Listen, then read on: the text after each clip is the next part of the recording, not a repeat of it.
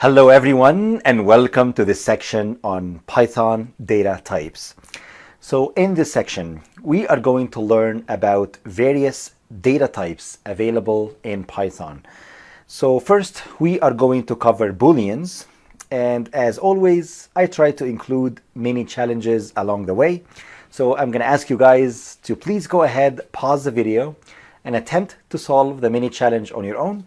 And then we are going to have a detailed video explanation where I'm going to show you the solution. And please also note that at the end of the notebook, as always, I included a summary of all the mini challenges here, the questions along with their solutions. But please attempt to solve the challenge on your own first, and then you can go ahead and check the solution along with the video lecture. Okay. The next topic is lists. Okay, so we're going to learn how to define a list, how to perform indexing within a list, how to define nested lists. We're going to learn about negative indexing. We're going to also learn about slicing as well. Also, many challenges along the way. Third point, we are going to cover dictionaries. And simply dictionaries are a collection of key value pairs. We're going to learn how to define a dictionary, how to access specific elements within a dictionary, how to add elements to dictionaries, and how to delete elements from it as well.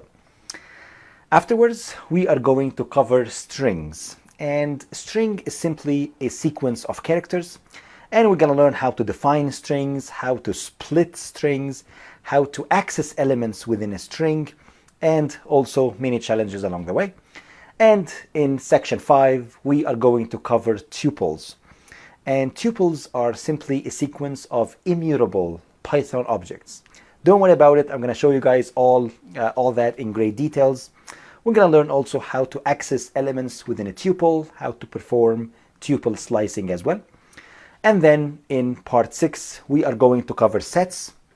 And sets are simply an unordered collection of items, and basically they are unique elements and there is no duplicates when it comes to sets. Again, we're going to cover it in great details. And that's it. That should simply conclude this section. So let's go ahead and get started with Booleans.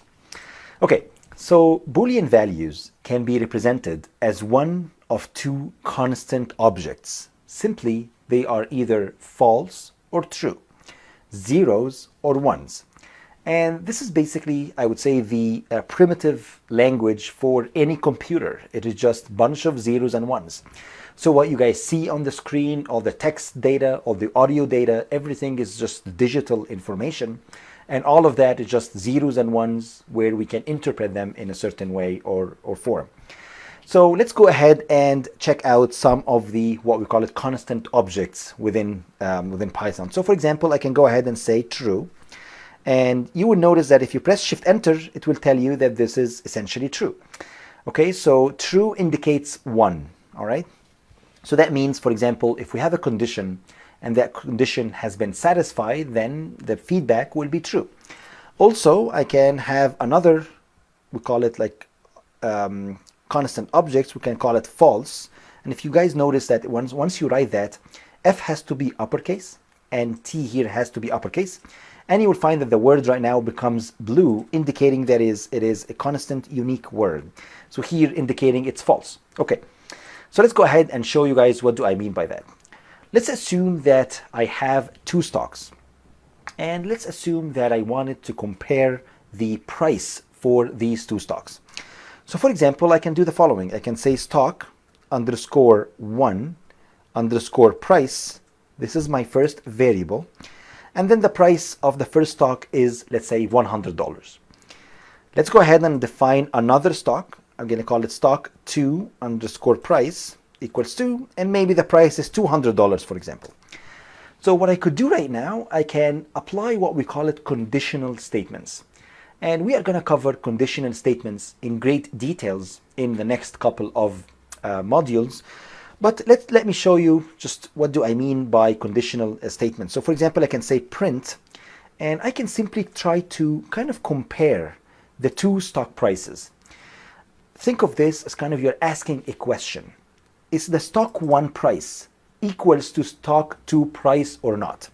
So in order to do that, I can say the following: stock_1 price, again, tab should autocomplete.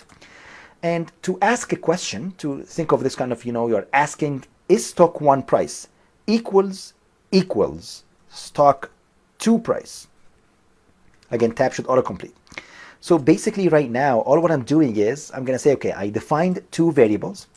And if you only use one equal here, that means we're doing variable assignment. So we are putting $100 in stock1 price. And if you put 200 in stock2 price, that means variable assignment. We are assigning value to a variable. What we have here, when I put two equals, that means I'm performing a conditional statement. I'm asking, is stock1 price equals to stock2 price?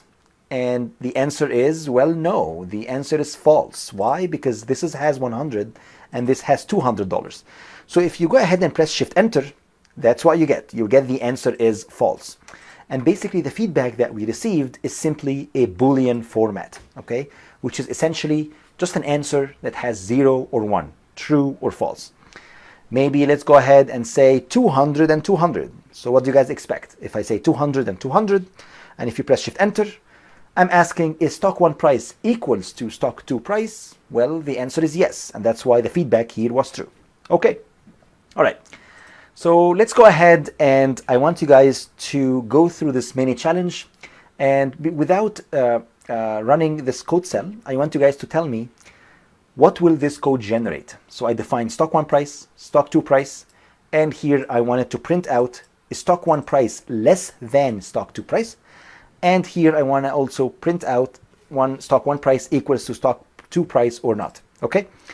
All right. So please go ahead, pause the video, and I will see you guys after the challenge. All right. Hope you guys were able to figure out the challenge. Basically what we have in here I have stock1 price, which is 20, and stock2 price is 30. So the question is 30 greater than 20? Well, the answer is true. The answer is yes. So here, for the first answer, that will be true. Here I'm asking, is stock1 price equals to stock2 price? Well, 20 not equal 30. So the condition is false, which indicates that this statement will be false. So this is true and this is false. So I should be able to see true followed by false. So how can I verify that? Well, I can double click here on this text cell, which has the mini challenge. And if I copy this code cell, Control C, if you press Shift Enter to run this cell back again, you can go here, you can press Control V, so now you copied the code. If you press Shift Enter, that's what you get. You get true followed by false, which is exactly what we expected. All right, okay, so that's all I have for this lecture. I hope you guys enjoyed it. In the next lecture, we are going to cover a very important topic known as list. So please stay tuned, and I will see you guys in the next lecture. Hello everyone, and welcome to this exciting new lecture. In this lecture, we are going to cover a very important topic known as list. Okay, so let's get started. If you guys remember, in task number 1, we have been able to cover Booleans, and we learned the difference between true and false, or zeros and ones, and we also covered some basics of how to perform or write a conditional statement. Okay, so the question is, what is a list? A list is a collection which is ordered and changeable. And simply, list could allow for duplicate members. So what do you mean by a collection of variables, for example? So let's go ahead and actually define a list. So I'm going to go ahead and define my first list, and I'm going to call it my list equals to. And in order to define a list, I need to open brackets like that here, and then I can add a collection of numbers. So I can maybe add 1, 2, and 3. Okay, looks great. And please note that every element in the list is separated by a comma. And I can go here, I can say my underscore list to print it out or to show it to me. If you press Shift Enter, here we go. So now I essentially defined a collection of variables. So if you guys remember, in the previous couple of lectures, we had been able to define integer, like one single variable, and maybe put one number into it. Either it's an integer or maybe a float. But what we have in here, now I have a collection of variables that I can put in a list, which is super, super powerful. Why? Because think about it. In general, maybe like as a client for a bank, you might have a collection of stocks. Maybe I have Apple, maybe I have Amazon stocks, maybe I have, let's say, Tesla stocks, and so on. So basically, once I have a collection of all of these stocks, I need to represent them in a list. And similarly, I need to perform mathematical operation on that list. Okay, so let's go ahead and obtain the data type. So I can say, what is my type of my list? So if I say my list, if you press Shift Enter, that's what you get. So you say the type of my list, which is defined here. The feedback is list. Okay. So what I could do next is I can also define a list that has a mixed data types, which is again really powerful. So for example, I can define a list that has strings and it can has integers as well in one list. So it doesn't have to be only numbers. I can actually mix them up together. So for example, I can say my list equals to, again, open my bracket here, and I can say the following. I can say number 2, comma, and maybe I'm going to add a string. I'm going to call it Google, for example, which is the ticker symbol for Google, which is GOOG. And then I can maybe add number 5, for example. And if I check out my list right now, well, if you press Shift Enter, here we go. So now I have a number followed by a string here and followed by another number. Okay, so what if I wanted to have maybe nested list, a list inside a list? So let's go ahead and see that.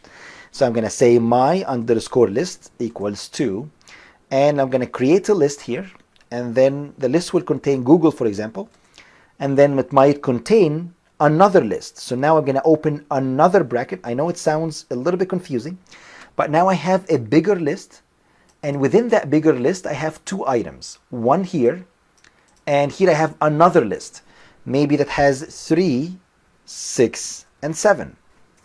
If you press Shift Enter, that's what you get. So let's go ahead and show it. So my list, again, tab should autocomplete. Shift Enter, that's what you get. So now we have Google, and then you have 3, 6, and 7. Okay. So what if I wanted to access a specific element inside my my list? So for example, let's go ahead and define a list, and I'm going to call that list my list as well. And then I'm going to define, let's say, put here number 2. I'm going to put Google here, and then I'm going to put number 5, for example. And let's assume that I wanted to access, for example, Google. Okay, how can I obtain only that element within that list? So this is actually very important. So I can access a list as follows. I can say my underscore list, and then I'm going to open a bracket here, and then I have to insert a certain index, a certain number. So if I put 0, okay, that means I'm access the first element in my list. I know it sounds a little bit confusing at first, especially if you guys haven't done maybe any programming in the past. But for Python, you will find that the first element in the list has an index of 0. Again, little confusing, but you'll get used to it, trust me. So if I say my list of 0, I'm going to say, okay, please go ahead to this list and go to the first element and bring me the content of that element. That's what I'm doing here. So if you press Shift Enter, that's what you get. It's telling me, okay, well, what's in my list of index 0 is number 2, and that's what I'm getting here. So what if I try maybe number 1? So if I say go ahead here and I change it to 1, if you press Shift Enter, that's what you get. You get Google here, which is the second element in my list. So the index for this element is 0, the index for this element is 1, and the index of this element is 2. So if I say my list of 2, Shift Enter, that's what you get. You get number 5 in here. All right, okay. So let's go ahead and try to index element in a nested list. So if I have a list inside the list, how can I access specific elements in it? So for example, I can say my list equals to,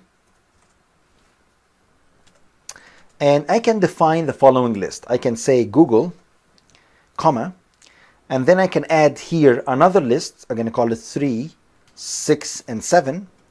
And then add another comma here. And then I add another list, which is kind of two nested lists in there. So I can add, for example, apple, comma, 5, comma, 6. All right, looks great. And if you press Shift Enter, and if you actually check out my list right now, okay, let's remove that tab, Shift Enter, here we go. So this is my list.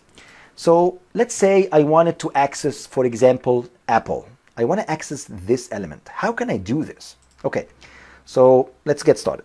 So in the big list, in the major list, in the main list, that's what we call it. So this is the main one, right? So let's add some spaces here. So this is the big one, right? So in the big one, I have this element, and this one has an index of 0. All that has an index of 1. And all that has an index of 2. So this is 0, 1, and 2. So in the major list, in the primary list that I have here, we call, like, let's say the big list here. This one, Google, has the index of 0. This one here has an index of 1. Again, I'm referring to the big list, to the major one here. And then the third element has an index of 2. So because I'm looking for the word here, apple, well, in the big list, in the major one, I'm looking for index 2. Again, this is 0, this is 1, and I'm looking here. So I'm in 2, okay? And if I actually run this cell, if you press Shift Enter, this is essentially what you get. You get this entire nested list, which is apple, 5, and 6. I'm actually not interested in that. I'm actually looking for the word apple only. So now I need to add an additional index. I need to specify, okay, this 2 is in the big one. What about the smaller one? So I'm looking for apple in the smaller nested list, and it has an index of 0. So if I say 0 now, and if you press Shift Enter, that's it. Looks great. So now I got apple, which is exactly what I'm looking for. Okay, all right. So I know it sounds a little bit confusing, and that's why I have a lot of examples available for you guys here. So for example, let's assume that I wanted to print out this element here, which is 6, for example. So let's go ahead and figure it out. So I can say, okay, I'm gonna go to my list and at the same deal. So this one has index 0. I'm looking here for this one, which has index 1 in the big list. So I'm going to open here brackets, and then I'm going to say index of 1. If you press Shift Enter, that's what you get. You get 3, 6, and 7, the entire nested list. But I'm not looking for that. I'm looking for this number 6, which has an index of 1 in the smaller list, in the nested list. Because this is 0, this is 1, and this is 2. So now if I open another one, if I say 1, if you press Shift Enter, here we go. So now I was able to get number 6. Perfect. Okay. And if I wanted to, for example, let's say get this entire list, apple, 5, and 6, I can do the same deal. I can say my list, and I can go here, I can say 2. If you press Shift Enter, that's it. You get the entire one, apple, 5, and 6. Okay. Let's go ahead and cover what we call it negative indexing. So let's assume that I wanted to obtain the last value in my list. So for example, if I define a new list, and I'm going to call this list the following. I'm going to call it 2, Google, and then maybe number 5. And let's assume that I wanted to obtain this 5 here. So what I could do right now, I can use negative indexing. So I can say my list, open brackets here, and if I say -1 and you press Shift Enter, that's what you get. You get the last element in the list. And that's what's known as negative indexing. I can actually go back and start from here, and I can do this by just adding minus sign associated with it. And please note that this does not start at 0, right? This one has an index of -1. This one has an index of -2. Let's give it a shot. If I say -2, Shift Enter, you will end up with Google. All right, looks perfect. Okay. What if I wanted to perform what we call it element or list slicing? So for example, what if I define a list and I wanted to obtain a slice of that list, maybe 2 elements or 3 elements out of maybe a list of 10 elements. So let's go ahead and check out an example. So I can say my list equals to, and I can do the following. I can say 2, 5, 7, Google, and then maybe S&P 500, Amazon, and maybe number 15. Okay, so now I define my list. Now, if I wanted to, for example, perform what we call it slicing, and let's assume that I wanted to get the text information only. So I wanted to get Google, S&P 500, and Amazon. How can I obtain that? How can I perform what we call it list slicing? So I can go ahead and do the following. I can say my underscore list, and I can do the following. Open brackets like that. And please note that this one has index 0, 1, index 2. This one has index 3. So here, what I'm going to do is I'm going to say I'm going to start from index number 3, and then I'm going to add a colon here, and I need to specify, okay, when am I going to stop? So I'm going to go ahead, starting from the element with index number 3, which is Google, and then this one has index 4, this one has index 5, okay? And please note that in order to take Amazon, I'm actually going to insert number 6. I know it sounds even more confusing, but don't worry, again, you will get used to it. So Python, we start with indexing of 0. So this 0, 1, 2, and this index 3. So that's why I said 3. And when I put number 6 here, that means I'm going to go ahead to element of index 6, but not including that element. So this is 0, 1, 2, 3, 4, 5, and 6. So I'm going to say, okay, please do not include the number 6, which is I added here. And basically, I was just going to stop to the element that's before it, which is Amazon. And that's what I'm getting here. So if you press Shift Enter, that's what you get. You get Google, S&P 500, and Amazon. All right, looks great. So let's go ahead and obtain elements starting from index 3 till the end. What if I wanted to get maybe Google onwards? I want to get all of that. I want to get all that information. So to do that, it's actually pretty easy. So I can say my underscore list, and then here I can specify I'm going to go from index 3, and if I add a column and leave it open, that's it. Shift Enter, that's what you get. You get Google, S&P 500, Amazon, and 15. Okay, perfect. What if I wanted to get everything? I'm going to get all the elements in the list. So I can say my list, can open brackets here, and if I add column, Shift Enter, that's what you get. You get basically all of it. You get 2, 3, 5, Google, S&P 500, and so on. And the last element is, what if I wanted to obtain the length of the list, which is essentially how many elements do I have in my list. So if I say length, and if I open parentheses, and I can say my list, Shift Enter, here we go. You will end up with 7 elements, because here I have 1 element, 2, 3, 4, 5, 6, and 7. So I ended up with 7 elements. And please note that there is a lot of operations that we can do on lists, just a ton of them. Here, I just tried to obtain the key ones that we are going to leverage and use throughout the course, and they will be useful specifically for financial applications. All right, so now it's time for 2 mini challenges. The first mini challenge, what I want you guys to do is to please go ahead and print out the first, second, and last element in the list below. And I want you also to print all elements in the list, first 3 elements in the list, and the last 3 elements in the list as well. Another mini challenge as well for you guys to exercise. In this nested list, I want you to print Google, I want you to print Apple, Google, and Tesla, and I want you to print out T, which stands for AT&T stock. This is simply the ticker symbol for AT&T, which is the telecommunication company. And I wanted to print out T with 2 different ways. Okay, just think of 2 different ways that we covered in this lecture. So go ahead, best of luck. Pause the video, and I will see you guys after the challenge. All right, hope you guys were able to figure out the challenge. What I could do right now for here, I can, for mini challenge number 2, I can do the following. I can first define my stock. So if I actually double click on it, if I copy that, if you press Shift Enter, if you insert here, and if you insert a couple of code cells. So now I define the stocks. Now I need to access a couple of elements. I need to print out the first element. So I can say, well, I can go ahead and print stocks. And if I wanted to print the first element has an index of 0. So I can say print of 0. Pretty simple.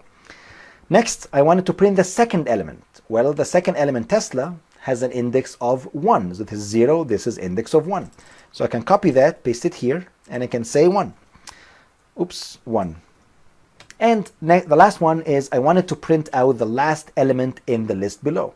So the last elements, which is Euro and USD, I can simply use negative indexing to do that. I can say print stocks, and here I'm going to say -1. And that's it. -1 will give me the last element. So let's go ahead and run it. So if you run stocks and then you run that one here, that's what you get.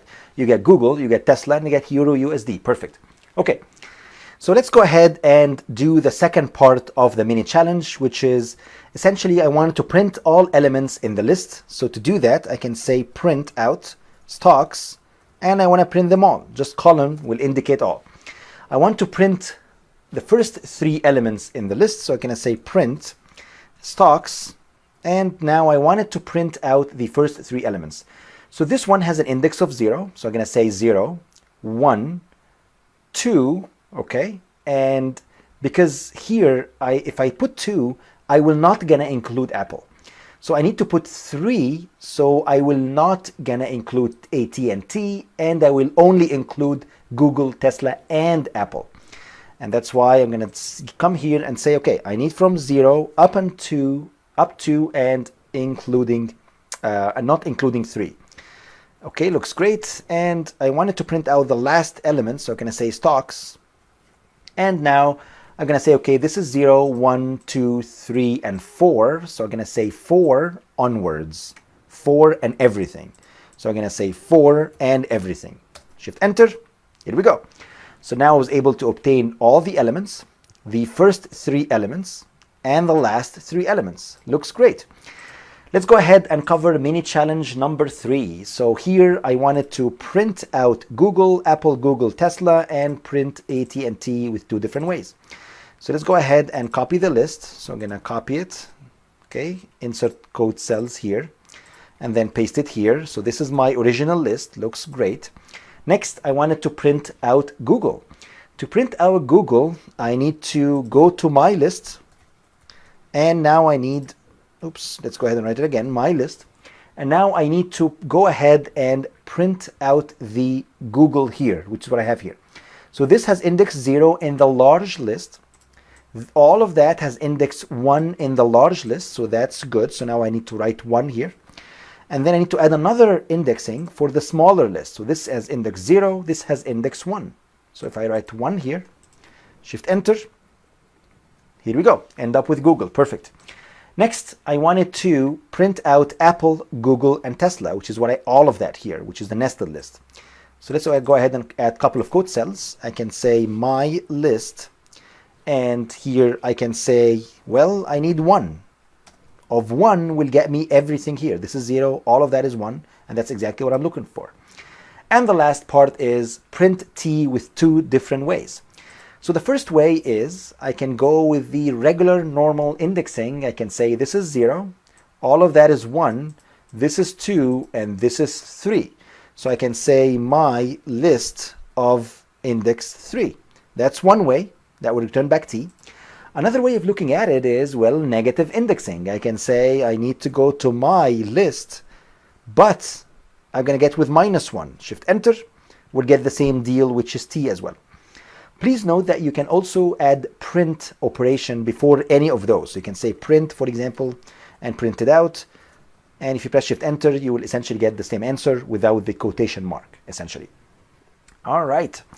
Okay, so that's all I have for this lecture. I hope you guys enjoyed it. It was a very long one, but it's actually very important. And in the next lecture, we are going to cover dictionaries. So please stay tuned, and I will see you guys in the next lecture. Hello everyone, and welcome to this lecture on dictionaries. If you guys remember, in the previous lecture, we have been able to cover the list. And we learned how to define a list, how to perform list indexing, how to do negative indexing. We covered also nested lists. We also have been able to cover list slicing.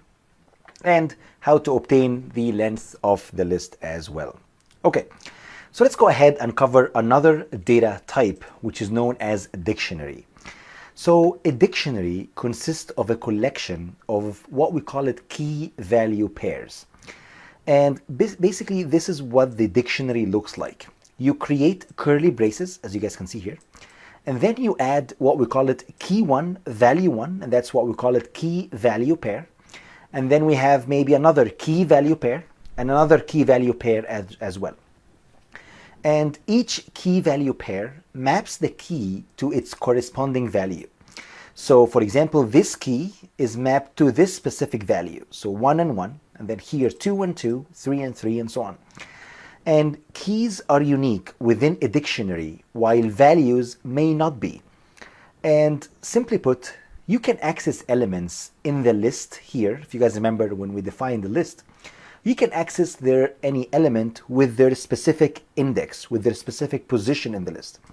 However, in the dictionary, if I want to access any of these values, like value 1, 2, or 3, I need to access it with its corresponding key. So to access value 1, I need to access it with key number 1. If I access value 3, I need to access it with key number 3. That's it. I know I have been talking a lot, so let's take a look at a practical example. So let's go ahead and define my first data dictionary. So I'm going to say my dictionary equals to, I'm going to open curly braces here, and then, okay, let's add a couple of spaces here. So I'm going to say, here we go, let's go ahead and create the first key. So I'm going to say key 1, and then you add colon, and then you say that's my value 1. Okay, and actually I can add that in as well as a string 2. So now I have my key 1, and that's the corresponding value 1. And then I can add comma here, and then press enter, and then add the next key. So I can say key 2, and then colon, and then I want to add another value, which is value number 2. Okay, all right, looks great. Maybe add a little bit of space so we align it. And then add another comma here, and then add maybe the third key value pair. So now I can say key 3, and then colon, oops, my apologies, colon, and then add another value, which is value number 3. All right, let's remove these extra spaces here, maybe align it again, and that's it. So now I have my first dictionary. If you press Shift Enter, here we go. Let's go ahead and view my dictionary. So I can view it by saying my dictionary tab should autocomplete. Shift Enter, here we go. So now I have key 1, value 1, key 2, value 2, and key 3, value 3. What I could do right now is I can maybe check out the data type and make sure that it's an actual dictionary. So I can say type of my dictionary. Tab, Shift Enter, here we go. It would tell me that the data type right now is dictionary. So what if I wanted to access a specific element in our dictionary? For example, let's assume that I wanted to access this value here. Well, I can access any element in a dictionary with its corresponding key. So I can say, go to my dictionary, okay, open a bracket here, and then specify your key. So here I'm going to say key 2. So key 2 will open up this value, will open up this door, essentially. If you press Shift Enter, here we go. So now you end up with value number 2. Looks great. So let's take a look at an actual example that of a dictionary where we assume that we wanted to kind of have a dictionary for a specific client. And we wanted to list all the assets of this specific client, such as, for example, if they have, let's say, real estate, if they have stocks, and if they have savings, for example. So let's take a look at an actual practical example that could be used basically in the finance industry or maybe any bank as well. So I'm going to create a dictionary, and then I'm going to call it client underscore assets equals to, and then I'm going to add again my curly braces here. And then the first key will be real estate. And then the value corresponding to the real estate here is maybe $150,000. And then I'm going to add a comma here. And then I'm going to define the other key value pair, which is going to be stocks. And then the value here is maybe $10,000. And this is kind of, think of this as kind of, this is a profile for a certain customer. They might have also savings, and the savings might be of this specific value, which is maybe $20,000, for example. Okay, looks great. Shift enter. All right. And if I wanted to print out my client assets, I can just go here and say the following. I can say print. Please go ahead and print out my client assets. Tab should autocomplete. Shift enter. Here we go. So now I have my dictionary. I defined it. Okay. What if I wanted to access, let's say, the value of stocks that the specific customer has? So I can say, well, go ahead to my client assets, and I can access this value with its corresponding key. So I can say, okay, please go ahead, and with the key stocks, shift enter, I can get the $10,000 corresponding to it. Okay, what if I wanted to maybe add a new asset class to my dictionary? What if, for example, maybe my customer decided to, let's say, buy cryptocurrency, and we want to add crypto here as an additional key value pair? So I can say, well, client assets, and if I go to here and specify, well, I'm going to add crypto, and I can maybe add a sign to it, maybe $1,500, for example. So what I'm doing right now, I'm going to say, okay, go to my client assets dictionary and add additional key known as crypto and assign $1,500 to it. So let's go ahead and insert a new cell here, and I'm going to say print, and I wanted to print out my dictionary. If you press shift enter, that's what you get. So as you guys can see here, now I have my real estate, which is what I had before. I have my stocks, which is also what I had before, savings, and now I added an additional key value pair of simply crypto and $1,500 corresponding to it. All right, looks great. What if I wanted to remove maybe a key value pair from, let's say, my dictionary? What if I wanted to maybe like remove savings? The customer decided to maybe take all their savings and maybe buy real estate. So let's go ahead and maybe remove the savings. To do that, I can use del, which stands for delete. So I can say, go to my client assets dictionary, and I want to get rid of the savings. Okay. And if I go ahead and print out my client assets now, if you press tab, should autocomplete, shift enter, here we go. So now we were able to delete the savings part, and you only kept the real estate, the stocks, and the crypto. So what if I wanted to delete the entire dictionary? Well, I can say delete and delete client assets. And if I wanted to go ahead and print my dictionary afterwards, well, you already deleted it. So you should get an error message basically. So if you press shift enter, that's what you get. Well, you deleted the entire dictionary here. And if you say that, print it out, well, they tell you, well, I don't know. I don't know what client assets is. It's not even defined because we deleted it and removed it from memory. All right, okay, I know that was quite a long one, so now it's time for a quick mini challenge. What I want you guys to do is to please go ahead and create a dictionary with 3 of your favorite stocks along with their corresponding prices. So please go ahead, pause the video, and I will see you guys after the challenge. All right, I hope you guys were able to figure out the challenge. That was actually a very easy one, so I'm going to call it stocks. That's a new dictionary. And then I can pick whatever I want. So maybe I can pick maybe an ETF, which is let's say the S&P 500, and maybe the corresponding price is, let's say, $3,000, for example. And maybe I can pick Apple, and maybe the price corresponding to it maybe is $400, for instance. And maybe I can pick, let's say, Tesla, for example, and the price for it is, let's say, $2,200. And I can go ahead here and print out my stocks. Shift enter, here we go. So now I define the dictionary with 3 of your favorite stocks or securities. Basically S&P 500, I would say, is an ETF. It's not a stock, but nevertheless, you guys can pick any value here. But now we have the S&P 500, Apple, and Tesla. All right, okay, so that's all I have for this lecture. I hope you guys enjoyed it. In the next lecture, we are going to cover strings, and that will be a very important topic. We're going to learn a lot in the next lecture. So please stay tuned, and I will see you guys in the next lecture. Hello everyone, and welcome to this lecture. In this lecture, we are going to cover strings. Okay, so if you guys recall, in the previous lecture, we have been able to cover dictionaries. We learned about key value pairs for the dictionaries, how to access specific element in the dictionary, and how to delete specific elements, how to add rows, and how to delete the entire dictionary here. We also went through a mini challenge, just a very simple one, to create stocks along with their corresponding prices. Okay, so let's go ahead and define our strings. So the question is, what is a string? A string in Python is a sequence of characters. And I can define a string by enclosing it into either a double or single quotation marks.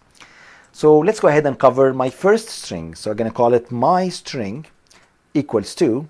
You can add a single or double quotation mark, and you can write, for example, a welcome message like hello everyone and welcome to Python for Finance course.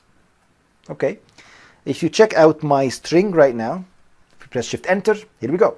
You will find that now I have my string, which is whatever I wrote between the quotation mark. Let's go ahead and check out the type of my string. So I can say type of my string, Shift Enter. It's telling me that its data type is str, which stands for string. Okay, what if I maybe have two strings and I wanted to combine both together? So for example, let's assume that I have, let's say, the first name and the last name of a bank client. Okay, so I can define the first string. I'm going to call it first underscore name equals to, and then I can call it, let's say, Lila, and the last name equals to, and maybe I'm going to call it Ali, for example. And what I could do right now is I can obtain my full name. So I'm going to say full name equals to. And if I wanted to combine these two strings together, well, I can say the following. I can say first name. Again, tab should autocomplete. And if I say plus, and if I say last name, here we go. If you press Shift Enter, actually before doing that, I want to see what's full name will going to be. And if you press Shift Enter, that's what you get. So you will find that now you have Lila string, now I have Ali string, and now you can combine them together. And please note that they have been, I would say, combined together with no space in between. So what if you wanted to add a space in between? Well, I can do the following. I can actually copy that as is. I can actually copy these two as is. I can paste them here, but I need to add an additional trick per se. So I'm going to add two pluses here, and then in between, I'm going to add, I would say, a fake space, like an additional extra space in here. So I'm going to add a string, and this string only has a space in between. So if I press Shift Enter now, that's what I get. I get Lila, which is first name, space, and then the last name. Okay, looks perfect. So in strings within a Python environment, you will be able to actually use a lot of methods and apply a lot of methods on the string. So for example, I can say, well, take my string, which is I had before here, and maybe I can take it and convert all of these characters here into uppercase. Well, that's pretty easy. I can say my string, and if I say dot upper, that's it. Shift Enter, here we go. You have been able to convert every single character into uppercase. So what I could do as well is I can actually split my string into a list of words. So for example, I can say, okay, x equals to, and if I go to my string, which is defined before, and if I say dot split, so now I'm applying the split method to it, and if I check out x, if you press Shift Enter, here we go. So now I was able to take away all my string here, which is hello everyone and welcome to Python for Finance course, and split it into a list, and this list has basically every single individual word in there. Okay, so if you actually check out the type of x, so if I can say, please tell me what's type of x right now, well, it's telling me that it's a list now. It's a list of basically strings, as you guys can see here. And you can actually also access specific elements in my list. So I can say, if you guys remember, when we wanted to access elements in a list, I can say the name of the list, open brackets here, and specify maybe number 1. So please note that hello has an index of 0. Everyone has an index of 1 and index of 2 and so on. So if I say x of 1, shift enter, that's what you get. You get everyone, when that's the second element basically in my list. Okay. And the last point that I wanted to outline is I can actually split a string, and I can also specify how can I perform that split, on which element or which character I can split my string. So for example, I can say my string equals to, and maybe I can have an email of a customer. So I can say, for example, laila.ali@gmail.com. So what I could do right now, I can actually split that string as follows. I can say z equals to, and if you take my string and you can say dot split, so now you're breaking it up, but I need to split it basically at the at. So I wanted to separate basically the first part here and the second part, which is gmail.com. So to do that, I can say, well, split and split on the at. That's it. And if you check out Z right now, if you press Shift Enter, basically that's what you get. Now you get essentially the first part, or the first half, which is Laila Ali here, and then I get the second part, which is gmail.com, and that's it. Now you have separated the string based on whatever character that you add in here. All right, okay, so now it's time for 2 mini challenges. The first mini challenge is I want you guys to write a code that takes an input from a bank client asking him or her about their feedback regarding a service, and then the code should split the client input into words and print them on a screen. So please note that this, I would say, mini application is very important, because what we are going to do in part 3 of the course is that we are going to learn how to perform sentiment analysis. We will be able to actually compile data from the customer, from, let's say, through newsfeed, or maybe from, let's say, Facebook feeds or Twitter or tweets. And you can compile all that data and run what we call it sentiment analysis. You can tell if these customers are happy or not. Are they positive or not? Are they maybe bullish about the stock market, or maybe they are expecting that the market will fall? You can take all that information and design, for example, trading strategies accordingly. And you can see, for example, the impact of a certain, let's say, marketing strategy that a bank has done, for example. There's a lot of things to do once you have the proper amount of data and right data. And this is a way of getting data from the customer. You can ask them, okay, what do you guys think about the service? They will write text. You take that text, you apply an AI algorithm. We're going to discuss that in great details later in the course, and we'll come up with a sentiment or information about what the customer actually meant when he inserted their feedback. And the second mini challenge is I want you guys to write a code that prompts the user requesting his or her email, and then I wanted to extract the first name only. And the user will insert their name as follows: their first name dot last name at gmail.com, and the user will be able to actually extract only the first name out of it. Okay? All right, so please go ahead, pause the video, and I will see you guys after the challenge. All right, I hope you guys were able to figure out the challenge. Let's go ahead with the first one. That will be an interesting one. So I can say my string equals to, and in order to access or to get data from the customer, I need to say input, and I need to specify a message to the customer. So I can say, okay, what did we do today, and maybe do at the bank today? Okay, so they're asking them, and then maybe you can say, are you satisfied with the service or not? With the service. Okay, all right, looks great. And then you will obtain information from the customer, right? What we need to do here, and that's very important, we need to cast the results here. Whatever we're gonna get out of the input here, we need to cast it in a form of a string. So basically whatever we'll get, we're gonna convert it into a string format, and that will be my string here. Okay. And what I need to do is that I need to take all that data and just split it, and that's it.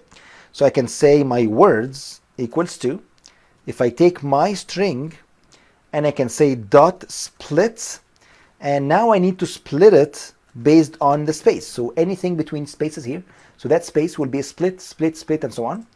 And now I can go ahead and print out, for example, here are the lists of words you entered. And I can add comma here, and I can say, here we go. That's my words list, which is what I have in here. If you press Shift Enter, here we go. Now they're asking me, what did we do at the bank today? And notice that here we are stuck in a loop because I need to insert something.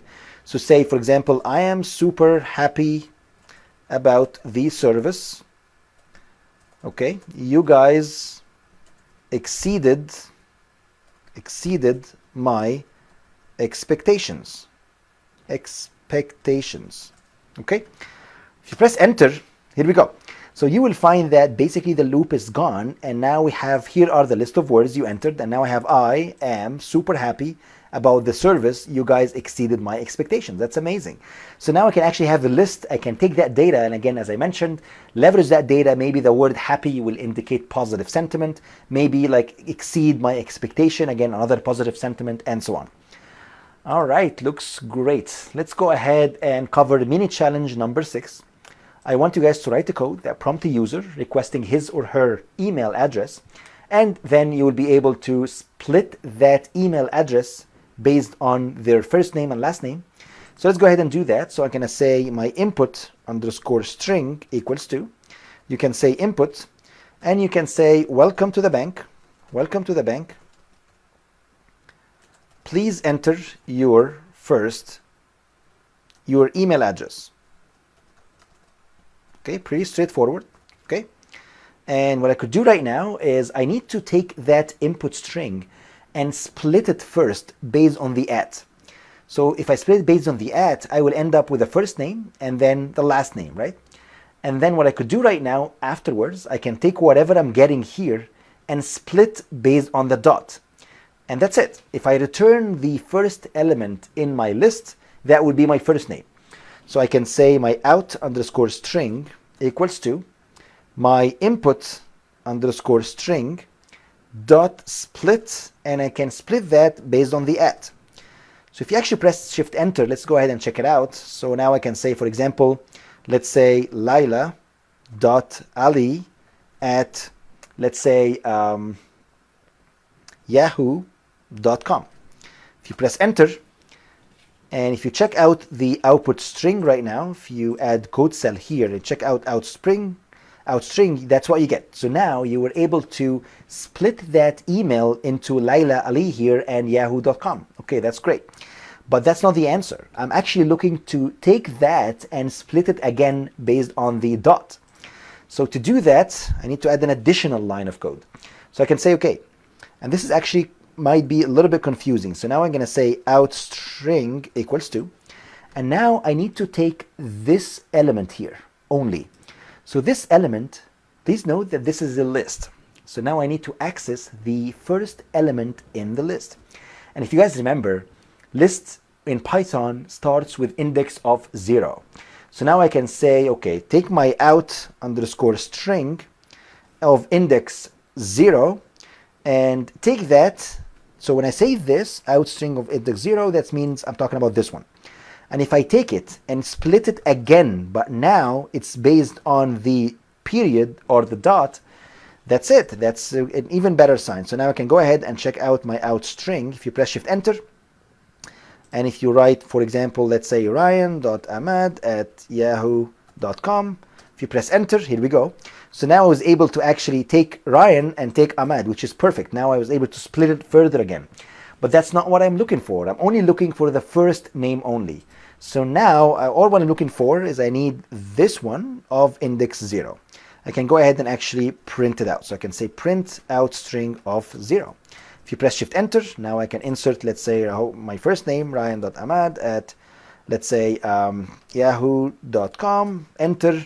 Here we go. You will come up with the first name, which is exactly what I'm looking for. And that's it. That's all I have for this lecture. I hope you guys enjoyed it. In the next lecture, we are going to cover tuples. And then we're going to cover the sets, and that should conclude the second module here in our course. So please stay tuned, and I will see you guys in the next lecture. Hello everyone, and welcome to this lecture. In this lecture, we are going to cover tuples. So if you guys recall, in the previous lecture, we have been able to cover the basics of strings.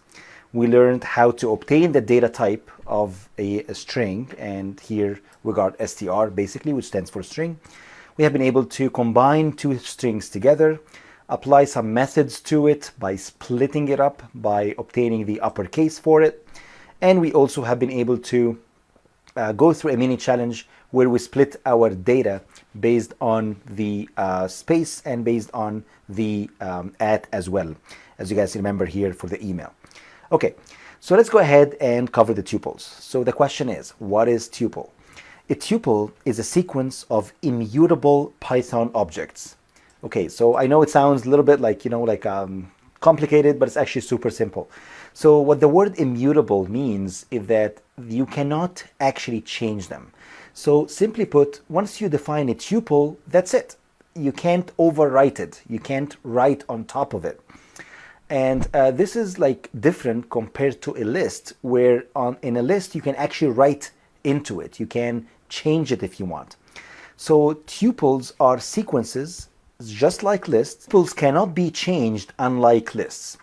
And the only difference between the definition of tuples and list is that tuples use parentheses when we define them, and lists use square brackets. That's all what it is. So let's go ahead and define a couple of tuples. So let's go ahead and define my first tuple. We call it tuple underscore 1 equals 2. And when you define a tuple, you just put parentheses indicating that this is a tuple. And that means it is immutable. I cannot overwrite any element into it. So I can, for example, say Google, for instance. I can add maybe an additional apple. I can come here and say me number 10, maybe number 15, and maybe number 1992, for example, as let's say the year, for example. And then what I could do next, I can define another tuple. I'm going to call it tuple 2 equals 2. And maybe you can write whatever numbers you want. I can maybe add 450, for example. Maybe add, let's say, numbers 55, 977, or maybe 2100, for instance. And if I wanted to obtain the type for my tuple underscore 1, if you press Shift Enter, here we go. So now I was able to come up with data type of tuple. And if you wanted to maybe access elements in a tuple, I can actually delete that cell here. And if I wanted to access specific element, well, it's exactly the same as we do indexing when it comes to list. I can say go to my tuple underscore 1, add a square bracket as that, and this one has index 0, this one has index 1. So if I wanted to grab the apple here, I can say, well, please get me back whatever in index number 1.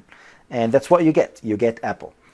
What if I wanted to do tuple slicing? Well, it's exactly the same as list. I can say, well, I wanted to go to my tuple underscore 1, and here I can say I wanted, for example, to grab, let's say, the apple and 10. Okay, so to do that, this one has index 0, this has index 1, so I can say, please go ahead to my index 1, and then column, and then I'm going to say to 3. And if you guys remember 3, that means I'm going to go up till element of index 3, but not including that element. So this one is index 0, 1, 2, 3, which means I'm not taking this one. I'm going to take everything in here, right? So I'm going to take 1 up until and not including 3, which is essentially apple and 10. Shift Enter. Here we go. You get apple and 10 back. And please note that what you get back is an actual tuple because you have done tuple slicing. Okay, what if I wanted to change a value of a tuple? So for example, if I go here and say, you know what, I want to go to my tuple 1 and I want to go to, let's say, index 1, and I want to overwrite it by maybe write number 10, for example. Well, if you do that, well, that you're actually trying to break what a tuple actually means. Tuple is immutable. You cannot write to it. But what you're trying to do right now, they are trying to overwrite a certain value, and then you get an error message. Obviously, it's telling you tuple object does not support item assignment. You cannot do an assignment because tuples are immutable. What if I wanted to, let's say, maybe create a new tuple out of two tuples that I have? Well, that's possible. You can do that.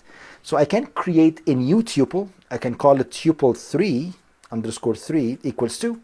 And I can simply add maybe tuple underscore 1 plus tuple underscore 2. I can do that. I can check out what's tuple 3 right now. Okay. If you press Shift Enter, and here we go. So now I was able to actually combine tuple 1 and then tuple 2 afterwards, and I created another tuple 3. Simply put, tuples are pretty much the same as lists. You can apply pretty much all the operations on them except for writing them. You cannot write and you cannot modify their values. So now it's time for a quick mini challenge. What I want you guys to do is to define a tuple with your first name, last name, age, and the number of stocks in your portfolio. And I want you also to tell me if you find the length and the type of that tuple as well. So please go ahead, pause the video, and I will see you guys after the challenge. All right, I hope you guys were able to figure out the challenge. Simply, I can say my tuple equals 2, and I wanted to define a tuple with, let's first, with my name, let's say Ryan, for example. Last name, Ahmed, for example. You guys can call it anything you want. You can add age, maybe like, I'm not gonna write my age here, but you can write, for example, 30 for instance. And then we can write afterwards the number of stocks in the portfolio. So maybe I will write maybe 5 stocks. Okay. And if you go ahead and you print out my tuple, Shift Enter, here we go. So now I got a tuple with my first name, last name, the age, and the number of stocks, for example. And if I wanted to obtain the length and type, I can insert 2 new code cells, and I can say what's my type of my tuple. Again, here, if you press Shift Enter, you will get tuple back. And if you wanted to get the length of the tuple, you can just say length of my underscore tuple. Again, tab should autocomplete. Shift Enter. Here we go. You'll get that we have 4 elements, 1, 2, 3, and 4. And that's it. That's all I have for mini challenge number 7 and for this lecture. I hope you guys enjoyed the tuple lecture. And in the next lecture, we are going to cover sets. So please stay tuned, and I will see you guys in the next lecture. Hello everyone, and welcome to this lecture. In this lecture, we are going to cover sets. And what a set is that a set is an unordered collection of items. And every element in the set is unique, and we do not have duplicates in them. Okay? And if you guys remember, in the previous lecture, we have been able to cover tuples, and we learned that tuples are immutable, and you cannot override them. And the order in the list or in the tuple actually matters. However, for sets, it's an unordered collection of items. And a set is created simply by placing all the items or elements inside curly braces, and you can separate these elements by a comma, or you can use a built-in function set, as I'm going to show you guys right now. So let me define my first set. So for example, I can say my underscore set equals 2. And if you add curly braces like that, and you can add set to it. So I can say Google, I can say, for example, Apple, and I can say, let's say Tesla, for example. Okay. And you can go ahead and say print please my set. If you press Shift Enter, that's what you get. You get your own set, AT&T, Apple, and Google. And please note that I don't want you guys to be confused with the sets and dictionaries. Dictionaries, they also start with curly braces as sets, but with dictionaries, the actual architecture is different. The actual way of writing it is different. You have what we call it key value pairs. If you guys recall, when we covered dictionaries, is that here the dictionary, you can divide it as a key value pair or define it as a key value pair. So we have also curly braces as sets, but here the format is different. So here I have there's columns, there's key value pairs, it's very, very different. Here we are defining elements in a set, but just by separating them with only commas, okay? Which is what I have in here, just commas. So let's go ahead and define another set that might have some duplicates. And if you say my set equals to, and you open curly braces like that, and I can say Google, and then comma, and then you say Apple, and then comma again, you say Tesla, and then you say, I'm sorry, TNT, my apologies, and then you add Tesla, for example, and maybe add, let's say, another Apple, and maybe another AT&T, for example, okay? So this basically what we're defining right now, that we're defining a set, but the definition of the set is that there are no duplicates in it. So I can't have Tesla and another Tesla, so or Apple, another Apple. So if you actually do this, define it, and if you write my set, shift enter, basically that's what you get. You will find that Python just automatically said, you know what, I can't have Apple and Apple, so I'm just going to give you one out of it. It's a set, right? So we can't have duplicates in it. Google, where there's only one, we're going to have it. AT&T, we have two. I'm just going to give you one. And then Tesla, we only have one, and that's it.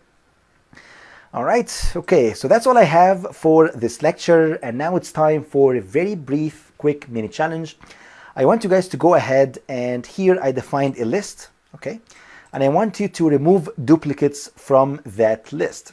You know, like, just go ahead and try to remove the duplicates from them based on the concept that we just described.